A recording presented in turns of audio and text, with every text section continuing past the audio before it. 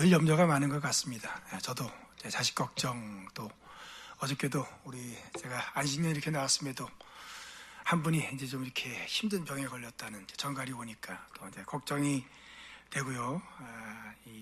사실은 제가 목사님이 초청을 했다기보다는 제가 좀 가고서 배우고 싶습니다 해가지고 왔기 때문에 가서 말씀을 잘 전해야 된다는 심리적 압박감 때문에 염려 있고, 내일 또 원고 하나 이렇게 마감이 있습니다. 늘 걱정인데, 그래서 제가 어딜 가나 사실 아이나 어른, 회사원이나 또는 사업하시는 분들, 학생이나 교수할 거 없이 다들 이 염려 이렇게 치여서 살고 있는 것 같아요.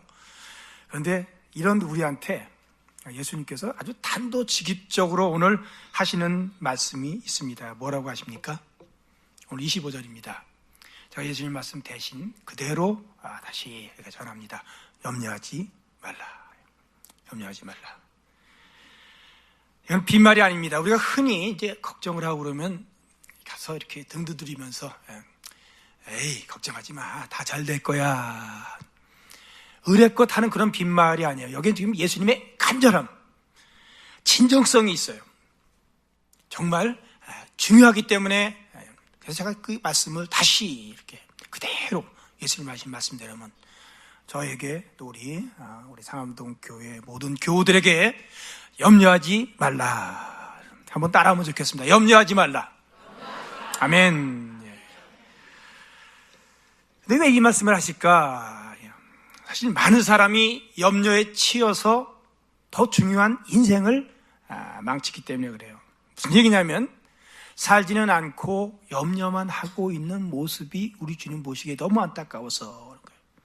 오늘 보면 25절 말씀은 제가 다시 있습니다.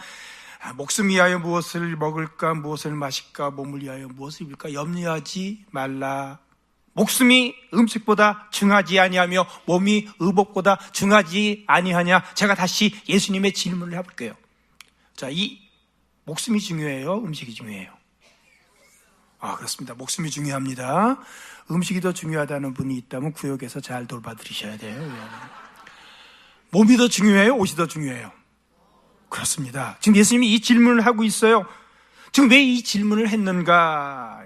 우리가 까딱 잘못하다 보면요, 목숨이 중요한데, 몸이 중요한데 목숨과 몸을 먹을 것과 입을 것에 다 낭비해버리고 나서 나중에는 정작 그 입을 것 같고 그 먹을 것 같고 유지할 생명조차 없어지는 경우, 이게 한평생을 볼 때 흔히 적지 않은 사람들에게서 발견되는 모순이에요. 자기도 모르게 빠지게 되는 함정이에요. 예수님께서 이런 모순과 함정에 빠지지 말라고 한 비유를 통해서 우리에게 말씀해 주셨죠. 우리가 그 비유를 어리석은 부자의 비유라고 합니다. 어느 부자가 그의 소출이 굉장히 좋았습니다. 보니까 곡간이 작아요. 그래서 곡간 헐고 새로 짓겠다. 그리고 스스로 자기에게 얘기합니다. 내 영혼아, 이제 충분하게 마련했으니까 먹고 마시고 즐기며 쉬라라고 하는데, 그날 밤에 하나님께서 이 사람에게 얘기합니다. 이 어리석은 자야, 사실 오늘 밤에 내가 내 영혼을 취하려고 하는데 그러면 이 모든 것이 누구의 것이 되겠느냐? 못 갖고 가거든요. 이때까지 먹을 것 염려했어요. 이때까지 입을 것 때문에 신경 쓰고 염려했어요. 그래서 이제는 됐다라고 하는 순간에 보니까 목숨이 끝났어요. 그 순간에 더 이상 돌볼 몸이 없어요. 그 예수님 물어보는 거예요. 몸이 중요하냐? 옷이 중요하냐? 음식이 중요하냐? 아니면 목숨이 중요하냐? 자기도 모르는 사이에 모순된 인생의 함정에 빠져들었던 거예요. 생존을 위한 염려만 남고 귀중한 삶 자체가, 목숨이 없어졌어요. 예수님이 염려하지 말라고 할 때 굉장히 중요한 거예요. 음식과 옷에 신경 쓰며 염려하다가 하나뿐인 목숨과 몸을 다 써버리지는 말자. 중요한 것은 그 목숨으로 영위해야 될 삶이다 하는 거예요. 이렇게 얘기할 수 있는 것 같아요. 사느냐 죽느냐 그것이 문제로다. 햄릿의 이야기인데 지금 예수님은 이렇게 말씀하시는 거예요. 살 것인가 염려할 것인가 잘 생각해 봐야 돼요. 그래서 우선 이 명령 주셨어요. 염려하지 말라, 염려하지 마세요. 그리고 그 이유도 우리에게 찬찬히 설명을 해 주십니다. 첫 번째로, 염려는 도움이 되지 않는다. 염려한다고 해서 바뀌나? 아니에요. 전혀 바뀌는 것 없습니다. 오늘 27절에 예수님 이렇게 말씀하셨습니다. 너희 중에 누가 염려함으로 그 키를 한 자라도 더할 수 있겠느냐. 예전에 제가 한국에 있을 때 봤던 개그 콘서트 이런 내용이 기억납니다. 키 컸으면 이란 코너가 있었습니다. 끄덕끄덕 하는 거 보니까 보셨군요. 이수근하고 김병만이 나와서 매주 뭔 짓을 해도 160. 우리가 밤새 걱정하고 나서 아침에 키가 얼마나 클까요?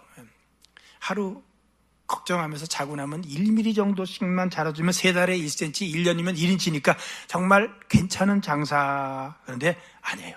전혀 자라지 않는다고 우리 예수님께서. 조금도 자라지 않는다. 오히려 스트레스 때문에 줄어든다. 저는 사실 이 말씀이 바로 우리 오늘 읽었던 6장 앞에 5장에 맹세하지 말라고 하면서 내 머리로 또 맹세하지 말라고 할 때 예수님이 해주시던 설명이 저한테 더 실감이 나요. 왜 그러냐면 네가 머리카락 한 터럭도 하나도 검게 하거나 희게 할 수 없다. 왜 이게 저한테 더 실감이 나냐면요, 요즘은 이제 페이스북이라는 게 있어가지고 이제 이렇게 자꾸 우리 친구들이 들어가다 보니까 사람들이 찾아와요. 옛날에 이렇게 잊었던 사람들, 아주 오랫동안 보지 못했던 사람들.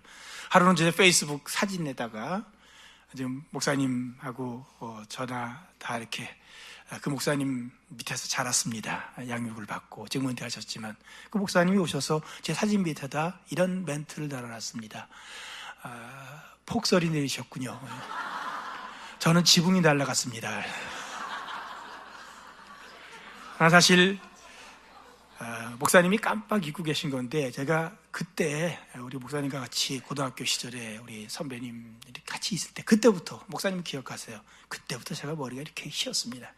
완전히 이렇게 완전히 휘진 않았지만, 그래서 제 별명은 늘 백두, 백전의 노인, 백전의 노인 이런 식이었습니다. 흰머리. 사람들이 이름은 기억 못해도 흰머리로 기억할 정도로. 제가 그 고등학생 시절에 머리가 이렇게 세었으니 경험해보지 않은 사람은 몰라요. 계속 신경 쓰이는 거예요. 그래서 아침에 일어나면은 머리 감고 나면 물이 묻으면 약간 거무죽죽해요. 그러나 마르고 나면 다시 허연 거. 아무리 걱정해도 도무지 변하지 않다. 그래서 제가 언제부터 마음을 이제 열어놓았냐면 80년대 그런 설이 있었습니다. 머리 좋은 사람이 머리를 쓰면 머리가 휘어지고, 머리 나쁜 사람이 머리를 쓰면 지붕이 날아간다. 우리 전 뭐라고 하시는 분의 그 통치 시절에 나왔던 이제 농담이에요. 염려가 머리털 하나도 검고 희게 못해요. 그래서 예수님께서 소용없다, 염려하지 말라, 아무런 변화 가져오지 못하니까 염려하지 말라, 이 말씀을 예수님한테 잘 배웠던 사도 베드로가 나중에 자신의 교인들한테 이런 명령을 합니다. 여러분이 잘 암송하고 있는 말씀이에요. 베드로전서 5장 7절 말씀에 너희 염려를 다 주께 맡기라. 이는 그가 너희를 돌보심이라. 근데요, 맡기라라고 번역이 되어 있는 이 단어, 신약성경은 헬라어로 기록이 되어 있는데 그 단어 에피립토라는 동사입니다. 근데 이 원래 뜻은 던지다의 뜻이에요. 던지다. 그래서 우리 영어 성경에서는 cast all your anxiety upon him. 주님께 염려를 던져라라고 이렇게 번역을 하고 있어요. 이게 정확한 번역이 무슨 얘기입니까? 우리 투수는요, 공을 손에 잡고 계속 들고서 만지작거리고 있으면 안 돼요. 반칙입니다. 일정 시간 그러고 있으면 반칙이 돼요. 어떻게 해요? 투수는 공을 던져야 돼요. 그건 누구한테 던져요? 캐쳐한테 던져요. 캐쳐가 공을 받게 돼 있어요. 내 손에 있는 염려라는 공은요, 지금 던지라고 얘기하고 있어요. 왜? 누가 받을 준비를 하고 계세요? 우리 예수님께서 캐쳐가 되셔서 내가 조금 잘못 던져도 정확하게 받으세요. 염려는 네 거 아니다 라고 얘기하시는 거예요. 지금도요, 혹시 내가 염려라는 공을 만지작거리면서 이걸 놓지 못하고 계신 분이 이 자리에 혹시 있으시다면요, 지금 던지세요. 던지세요. 주님이 지금 그건 네 거 아니다, 내 거다. 베드로가 이렇게 배웠어요. 염려는 아무 도움이 안 되기 때문에 주님께 던져라. 주님이 그러시게. 이렇게 염려하는 것은 자기한테만 해가 되는 것이 아니라 사실은 하나님 아버지께도 심각한 해를 끼쳐요. 무슨 말인가요? 하나님을 사랑하는 자, 곧 그 뜻대로 부르심을 입은 자들, 저와 여러분에게는 모든 것이 합력하여 선이 이루어지는 거 믿으십니까? 무슨 얘기예요?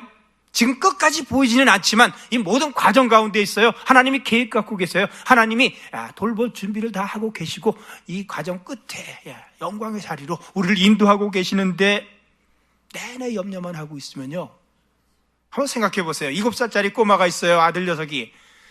이 녀석이 지나치게 성숙해가지고 아침에 일어나면은 얼굴에 그 우수가 차 있어요. 집안을 염려하느라고, 이 우주의 운명을 걱정하느라고.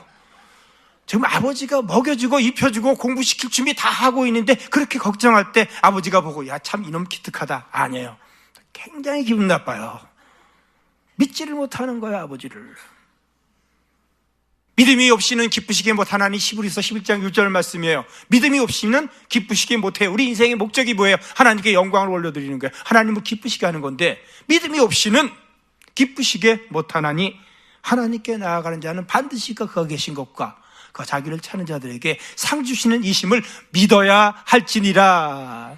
믿음이 없으니까 계속 염려하니까 그건 하나님께 해가 되는 거예요. 염려만 하고 있으면 하나님께서 너 참 기특하다. 아니에요. 가슴 아파했어요. 기뻐하지 못해요. 허버트 락키어라는 분이 그런 얘기를 했어요. 염려는 관대한 무신론이다. 영어로 얘기하면 tolerant atheism. 무신론이 뭐예요? 신 없다는 거예요. 하나님 없다는 거예요. 그런데 하나님을 믿는다고 하면서도 하나님을 사랑하는 자, 그 뜻대로 부르심을 받았는데도 계속하여 염려만 하고 있다면은 하나님 없는 것처럼 사는 거잖아요. tolerant atheism. 굉장히 위험하다. 조심하라. 믿음이 없이는 기쁘시게 못하는 게 하나님을 가슴 아프게 하는 거예요. 그래서 오늘도 말씀에 보면은 그렇습니다. 염려하지 말라. 믿음이 작은 자들아. 오늘 있다가 내일 아궁이에 던져주는 들풀을 보라. 오늘 30절 말씀이에요. 들풀. 오늘 있다가 조금 있으면 시들어요. 시들면은요, 아궁이에 집어넣을 거예요. 그런데도 하나님께서 이렇게 아름답게 입히지 않는가? 솔로몬 대왕에 입었던 그 영광보다도 오히려 더 아름답게 입히지 않느냐? 하물며 너희일까 보냐? 우리가 풀보다 귀해요, 안 귀해요? 풀보다 귀해요. 하물며 너희일까 보냐? 그러면서 지금 가슴 아파하시는 말씀이에요. 뒤에 이렇게 말씀하셨어요. 믿음이 작은 자들아. 염려는 하나님께 심각한 피해를 주는 거예요. 하나님 가슴 아프게 하는 거예요. 우리 예전에 기도실 보면 좀 어두침침합니다. 그래서 기도실에 전설이 많습니다. 한 신학교의 기도실에 귀신이 나타난다는 소문이 이렇게 쭉 퍼져 있었는데 그날 여학생 하나가 하나님께 기도할 것이 있어가지고 들어갔는데 역시 어두침침한 게 아닌 게 아니라 정말 귀신이 나타났어요. 귀신 나타나면 어떻게 됩니까? 찬송 중에 거하시는 주여. 우리는 찬송을 부릅니다.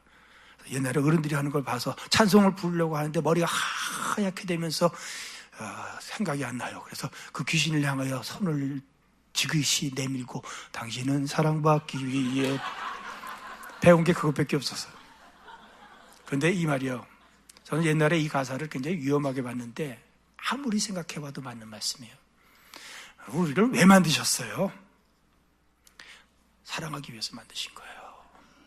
우리를 예수 그리스도 안에서 왜 부르셨어요? 하나님이 세상을 이처럼 사랑하사 정말 사랑하시기 때문에 하나님을 사랑하는 자, 그리고 하나님이 사랑하는 자, 내가 너희를 사랑한다. 그래서 아버지세요. 하늘 아버지세요. 그런데 자꾸 염려만 하고 있으면 안타까워서 이러시는 거예요. 너에게 내게 기쁨이 되지 못하고 하물며 너일까 보냐? 믿음이 작은 자들아. 여러분, 염려는요, 나에게만 해가 되는 게 아니라 여러분 하나님을 너무 속썩이는 거예요. 염려하지 말라. 염려하지 말고 우리가 할 일은 그분을 신뢰하니까 기도하는 거예요.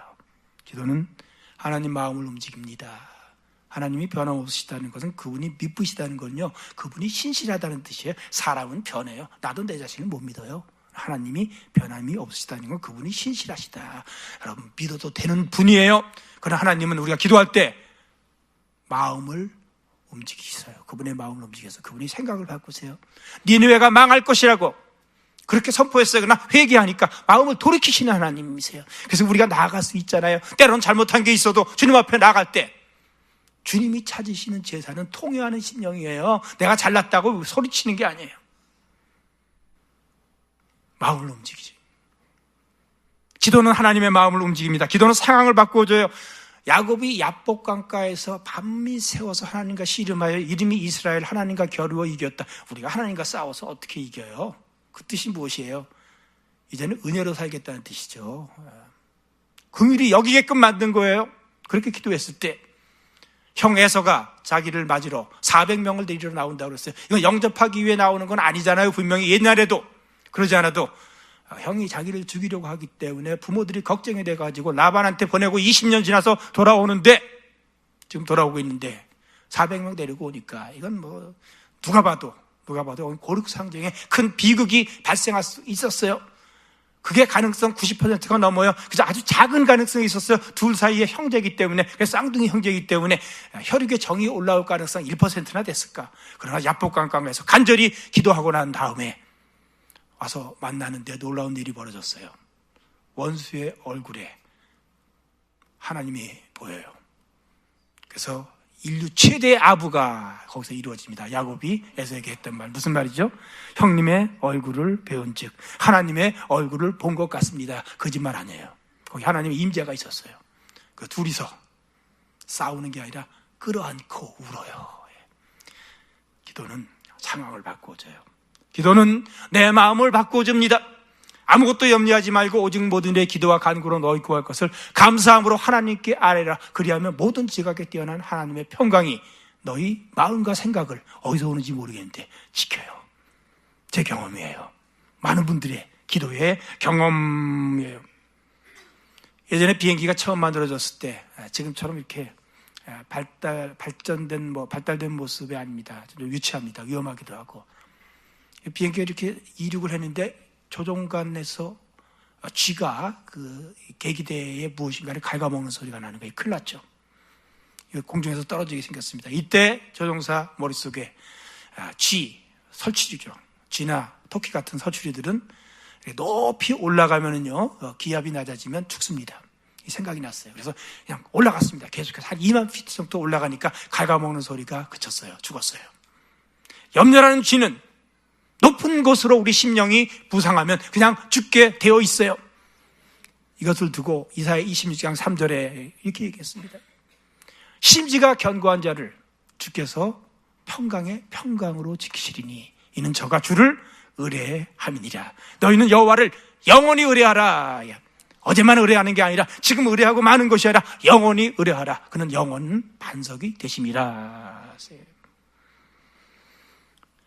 근데 예수님께서 정말 염려하지 말라고 할 때는 이런 심리적 안정만을 위해서는 아니에요. 이런 심리적 안정 필요합니다. 그러나 더 나아가서 정말 중요한 거, 우린 참새보다 귀해요. 우린 들풀보다 귀해요. 하늘 아버지세요. 우리를 돌봐주십니다. 그리고 목숨이 더 귀하다는 거 알아요. 몸이 더 중요하다는 거 알아요. 그래서 하나님이 돌봐주시는 것 알아요. 그러면 이 삶으로 이제 무엇을 할 것인가에 신경을 쓰라. 오늘 염려하지 말라고 할 때 더 중요한 예수님의 말씀의 목적이, 우리가 먹을 것 때문에 염려하잖아요. 마실 것 때문에 염려하잖아요. 그러니까 두 가지를 비유로 들어서 그런 거지, 사실은 그건 대유법이에요. 세상의 모든 것들 끊임없이 우리의 신경을 갉아먹는 이 염려, 이거는 이렇게 얘기할 수 있는 것 같아요. 어떻게든지 그냥 살아나기 위한 생존의 마인드, survival mentality, 영어의 표현으로 얘기하자면, 이 함정에서 벗어나라. 이 함정에서 벗어나지 못하면 내내 염려만 하다 인생 끝난다는 거예요. 제가 왜 이 말씀을 드리냐면요, 내 속에 그게 있기 때문에요. 우리 한국인들 마음속에 그것이 있기 때문에. 우리 한국인들이 인사가 어떻습니까? 밤새 안녕히 주무셨습니까? 그냥 무심코 하는 얘기지만 자다가 죽을 수 있다는 얘기예요. 오랜 세월 내후 외환을 겪다가 보니까 그죠? 생존이 삶의 모든 관심이에요. 진지 잡수셨습니까? 밥 먹었니? 우리 미국에서 2세, 3세 애들이 제일 의아해하는 것이, 할아버지, 할머니가 미국에 오면은 와가지고 손주들한테 밥 먹었냐고 자꾸 물어보니까 이해를 할 수가 없어요. 생존 마인드예요. 잘 살게 됐어요. 우리가 선진국의 대열에 올라섰어요. 그런데도 아직까지도 우리는 한국 사람들, 미국에서 사실 그래요. 아직까지도 악착 같다. 빨리빨리 조급하고 양보하지 않으려고 하고, 뭔가 이미 여유 있게 살게끔 하나님이 공급을 해주셨는데도 우리 심성 속에 지난 수백 년 동안에 굳혀진 서바이벌 멘탈리티, 염려하고 조급하고 초조하고 거기서 벗어나지 못하기 때문에 세상에서 가장 불행지수가 높은 나라가 되어 있는 거예요. 예수님 이거 안타까워하시는 거예요. 그러고 인생 살지 말라. 인생은 그런 염려가 아니다. 너에게 주어진 인생, 그걸로 해야 할 일이 있다라는 거예요. 서바이벌 게임만 하다가 인생이 끝나는 것에 대해서 우리 예수님께서 너무너무 안타깝게 하시는 거예요. 오늘 31절, 33절에 그걸 이렇게 설명을 하세요. 너희는 염려하여 이르기를 먹을 것, 마실 것 하지 말라. 그러면서 이건 누가 하는 거냐? 이는 다 이방인들이 구하는 것이다. 이방인들, 하나님 모르는 이교도들. 너희는 하늘아버지께서 이 모든 것이 너에게 있어야 할 걸 다 안다. 너희 제자들이에요. 그런즉 너희는 먼저 그의 나라와 의를 구하라. 자, 여기 아주 중요한 차이가 있어요. 이방인이 있고 제자가 있어요. 우리 제자예요, 이방인이에요? 제자입니다. 여러분들 이교도 아니에요? 제자예요. 이방인은 무엇인가? 염려하는 거예요. 염려하면 이방인이에요. 제자는 무엇인가? 이 모든 것을 그분께서 더해 주실 것을 알고 그분을 신뢰하고선 우리는 뭘 하는가? 하나님 나라와 의를 추구하는 거예요. 이거예요. 염려냐 추구냐. 내 인생이 내내 주님 앞에 가는 그 순간까지 염려만 할 것인가? 아니면은 주신 목적이 있는데 그것을 이루기 위해서 끊임없이 추구할 것인가? 미국의 교회들은 우리가 볼 땐 좀 이상하죠. 옆에 묘지가 있어요. 기분 나빠할 수도 있는데 오늘도 제가 엘리베이터 올라오다 보니까 4층인데 4자 말도 싫어하잖아요.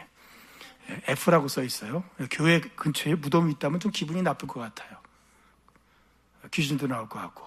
그런데 미국 교회들은 무덤이 있어요. 그건 이거죠. 죽어서도 내가 아버지의 집에, 내가 여호와의 집에 영원히 거하리로다. 재밌는 것이 비문이에요. 거기에 보면 의미 있는 말들이 쓰여져 있어요. 우리 여지에 가보면은 대개는 살았을 때 뭐 학생 지묘, 그 사람의 어떤 신분이라든지 그런 게 이렇게 써 있거든요. 천편일률인데 미국의 이제 비문에는 그렇지 않아요. 그래서 보면 요즘은 또 이제 우리 한국도 좀 달라지려는 것 같아요. 그러니까 제가 이건 이제 들었습니다. 가보지는 않았습니다만 한국의 걸레 스님이라고 중광 스님. 거기 비문에 이렇게 쓰여 있다고 하네요. 괜히 왔다 간다. 마찬가지 독설가 우리 영미권의 버나드 쇼, 아주 독설가죠. 풍자의 글을 많이 썼던 사람. 이건 정말 그렇게 써 있습니다. 우물쭈물하다가 내 이럴 줄 알았다. 여러분 혹시 죽으면 자녀들이나 그다음에 주변의 사람들이 뭐라고 거기에 써놨을까? 어떤 비문? 제가 아주 좋아하는 비문이 하나가 있습니다. 근데 이 비문은 죽은 사람의 비문이 아니라 아직도 살아있는 사람이에요. 우리 개그우먼 김미아 씨 있죠. 김미아 씨. 자기 비문에 이렇게 썼으면 좋겠다. 그래서 다른 사람에게 웃음을 주는 것이 이 사람의 인생에 늘 관심인데, 그래서 자기 비문에 이렇게 써달라고 그러네요. 웃기고 자빠졌네. 새겨들으십시오. 우리가 죽으면 다 자빠지는 겁니다. 혹시 엎어져서 죽으면 여많은 사람이 다 뒤집어가지고 자빠뜨립니다. 그러니까 한평생 웃기다가 죽고 싶다는 얘기예요.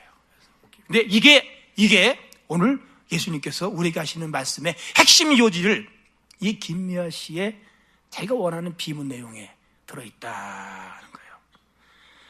바울이 예루살렘으로 갑니다. 에베소 장로들이 그를 만류합니다. 가면 엄청난 핍박이 있고 잘못하면 죽게 됩니다. 그러나 그때 사도 바울이 사도행전 20장 24절에 보면 이렇게 고백을 해요. 저는 이 고백이 늘 가슴에 이렇게 심금으로 울려요. 나의 달려갈 길과 주 예수께 받은 사명 곧 하나님의 은혜의 복음을 증언하는 일을 마치려 하면은 내 생명조차 조금도 귀한 것으로 여기지 아니하노라. 생명의 존재 목적은 사명을 감당하는 추구예요. 나라와 의를 구하는 거예요. 예수님이 그렇게 얘기하셨어요. 사람이 온 천하를 다 얻고 나서도 자기 목숨을 잃으면 아무 소용이 없다고 했는데 그 목숨을 조금 더 귀한 것으로 여기지 않겠대요. 무엇을 위해서? 하나님의 은혜의 복음을 증언하는 일을 완수하려 함에 있어서. 이게 추구의 삶이에요. 죽을까봐 핍박당할까봐 염려하는 것이 아니라 나 존재의 목적은 생명이 남아있다면 나는 은혜의 복음 증거하는 일을 해야 되는데 그거 추구하겠다라는 거예요. 여러분 인생은 염려가 아니라 추구. 염려하지 말라고 얘기할 때 정말 예수님께서 우리에게 원하시는 말이에요. 염려하는 삶, 사실 불쌍하잖아요. 염려하다가 누웠네. 이거 너무 불쌍하잖아요. 추구하는 삶, 영어로 beautiful, 아름다워요. 멋져요. 여러분 역사를 한번 돌아보세요. 누가 썼는가? 역사를 만들어가는 사람들, 염려하다가 죽은 사람들이 만든 게 아니에요. 그냥 그 자기 앞가림만 하다 죽은 거예요. 역사를 누가 썼는가? 때로는 가난하고, 때로는 돈이 있을 수도 있고 없을 수도 있고, 때로는 아주 몸이 약해가지고 병 가운데 한평생을 살 수도 있었지만 추구한 사람들, 이루겠다, 이것이 내 사명이다, 이 추구한 사람들이 써나가는 게 역사예요. 미국의 마틴 루터 킹 목사님, 흑인 목사님이죠. 인종차별이 심하던 시절에 그는 이렇게 외치고 다녔어요. I have a dream. 내게 꿈이 있다. 난 지금 학위가 문제가 아니다. 영달이 문제가 아니다. 나에게 꿈이 있다. 나의 자손들이 똑같은 조지아 언덕에서 전혀 인종차별을 받지 않고 함께 손잡고 살아가는 나라를 만들기 위해서 내가 할 수 있는 일을 하는 거예요. 그러다가 죽었어요. 이게 추구의 삶이에요. 그래서 우리가 바로 지난 8년 동안 미국에서 최초로, 예전엔 노예였던 그런 아프로 아메리칸 흑인, 이민자 흑인이 대통령이 되었던 시절이 왔던 거예요. 역사를 누가 써가는가? 추구하는 사람들이 써가는 거예요. 염려하는 삶은 결국 다 잃어버려요. 추구하는 삶은 이렇게 얘기할 수 있어요. 반드시 이뤄냅니다. 반드시. 왜? 주님이 그렇게 약속하셨기 때문에. 구하라! 그러면 너에게 주실 것이요. 찾으라! 그리하면 찾아질 것이요. 문을 두드리라! 그리하면 너희에게 열릴 것이다 라고 그랬어요. 그 다음에 이어지는 말씀은 거의 상담이에요. 구하는 이마다 얻을 것이요, 찾는 이가 찾을 것이요, 두드리는 이에게 열릴 것이니라. 추구하는 삶은요, 우리 예수님처럼 하늘의 밀이 되어 땅에 떨어져 죽는데 이루는 거예요. 여러분 인생을 어떻게 살 것인가? 하늘의 밀이 죽지 않으려고 하면은 그대로 있어요. 하늘 그대로 보존했어요. 아이고 잘 지켰다. 이거 전시용 인생이에요. 그냥 보여주려는 인생. 반면에 죽으면 끝난 것 같은데 거기서 싹이 나와가지고 30배, 60배, 100배 예수님 자신의 삶을 얘기한 거예요. 대속적 죽음. 추구의 삶을 얘기하는 거예요. 죽으란 얘기가 아니에요. 추구하란 얘기예요. 우리도 마찬가지예요. 오늘 이 아침 시간에 저도 자신을 한번 다시 돌아봅니다. 다시 돌아봐요. 지금 뭐 하는가? 내 마음이 어디에 있는가? 염려에 있나요? 추구에 있나요? 이건 선택이에요.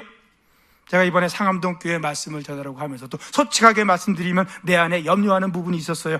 어떻게 하면 가서 좋은 인상을 남기고 돌아올까 하고 체면 때문에 노심초사 염려하는 게 있었을까요? 없었을까요?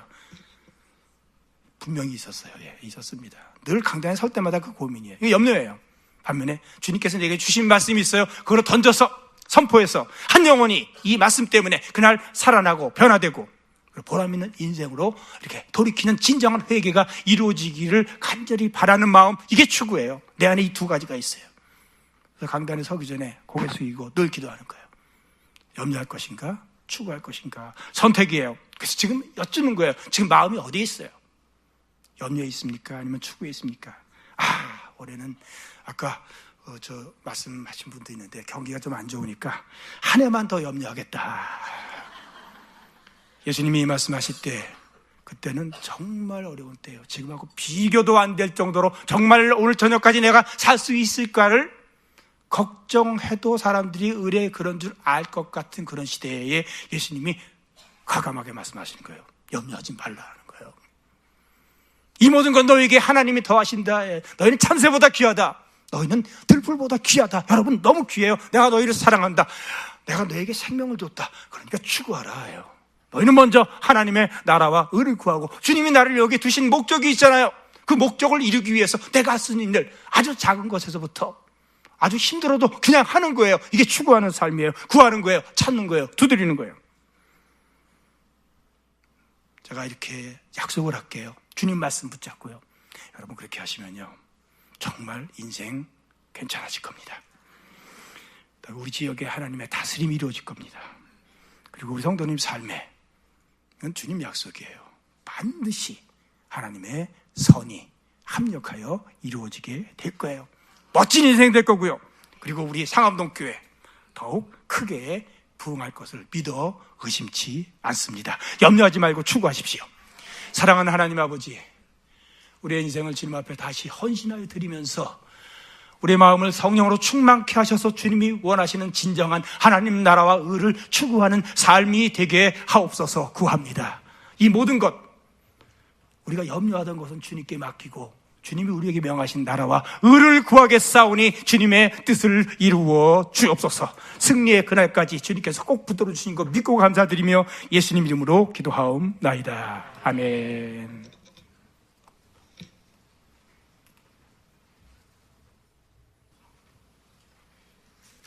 네, 우리 다 같이 찬송가 380장 1절만 부르고 축도로서 예배를 마치겠습니다.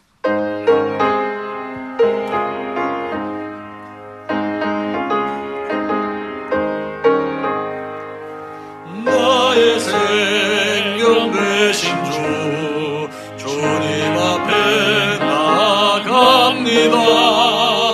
주의 흘린 보혈로 정케하사 받아주소서. 날마다 주를 찬송하겠네. 주의 사랑의 줄로 나를 굳게 잡아매소서.